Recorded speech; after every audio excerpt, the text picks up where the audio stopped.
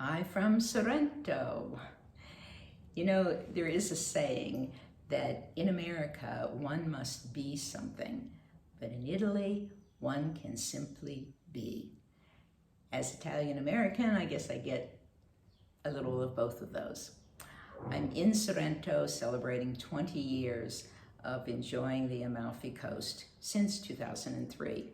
Actually, 1998 was the first trip to Italy, but that's when the family came and we took a bus tour to the large cities like Rome and Florence, and then ended up spending a few days in my mom's family village of Pagentra for a reunion. It was 2003 that my sister Shirley and niece Charlene first came to Sorrento. It was that year that we met Marcello, who is certainly a professional of this area, and we asked him to find our dad's village of Prignana. Now, we did not think he would find it. We just figured we were going to enjoy the day. But sure enough, he pulls into Prignana Cellante. We went to the municipal building. I was able to get my father's birth record, also his mother's, my grandmother's marriage record. And I knew there had to be family there, but we didn't find it that trip. So I returned. I think it was 05, 06. Met wonderful people in Prignana, but not family. It was 07 when my sister Toots and I went to Prignana, that we went to the municipal building and learned that my grandmother, Modestina, had a younger sister, Rosa, my father's age, like 1 year older than my father.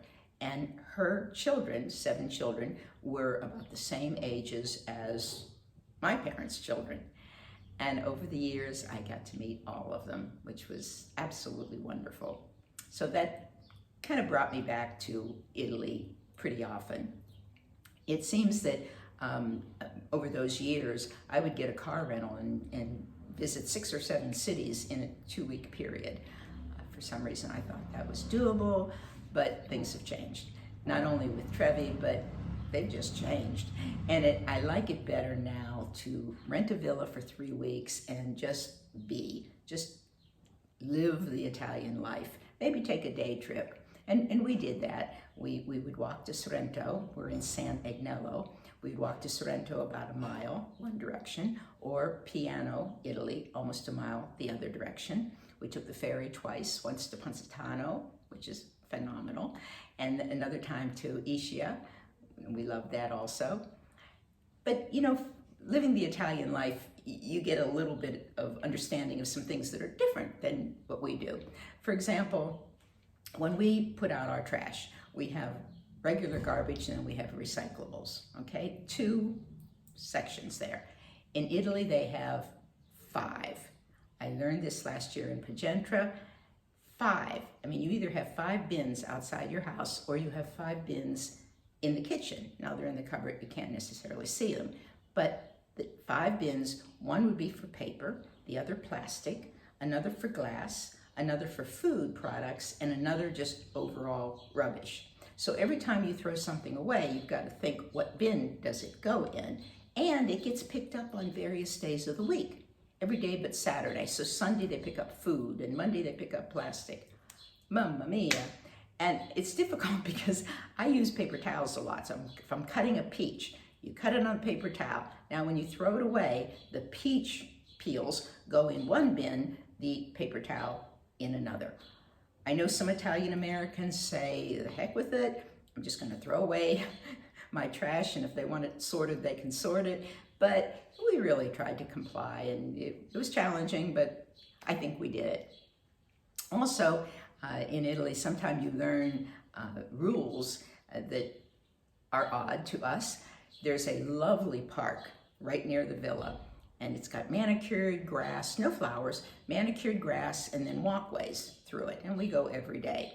Well, one day I walked up on the grass with Trevi, and some important gentleman came over and said in his trying to speak English, not possible in the garden. Now, I think he meant that it's not permitted to walk on the grass. So I just said, I'm sorry, and I got off the grass.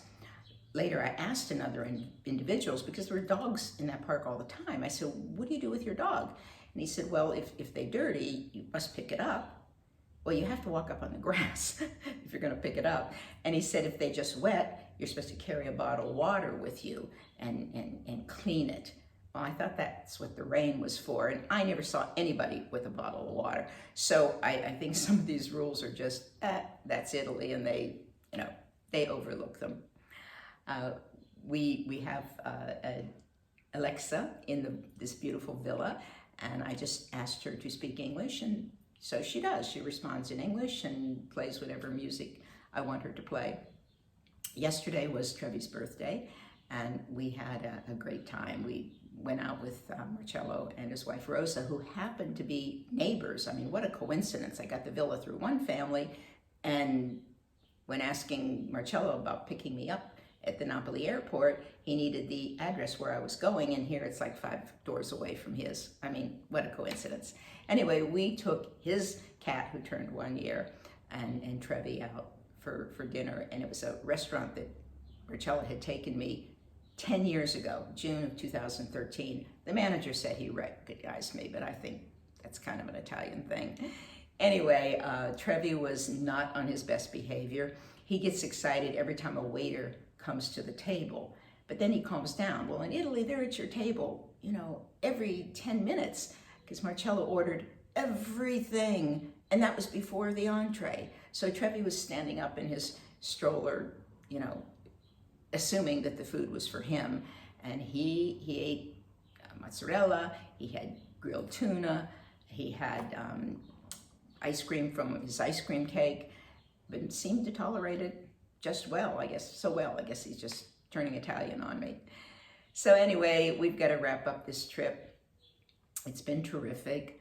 I can highly recommend learning another culture. In my case, it is Italy, but whatever culture that you are interested in, taking the time.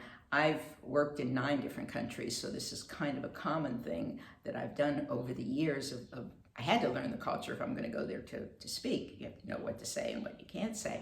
But I find it just so uplifting and enlightening, and it changes your perspective.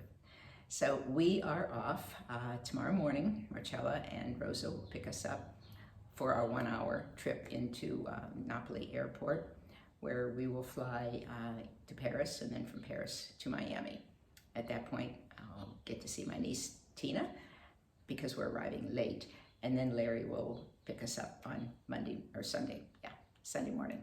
So for now, I just want to say bye-bye. It's been fun. I hope you've enjoyed Trevi Travels. He loves to post, and some of the things people ask me is, how's he do? I can only tell you, I wish I could fly as well as he does. Before the plane is off the ground, he is sound asleep. Also wish I had his bladder, but I don't. So with that, we will say ciao, ciao, and see you soon at home, I hope.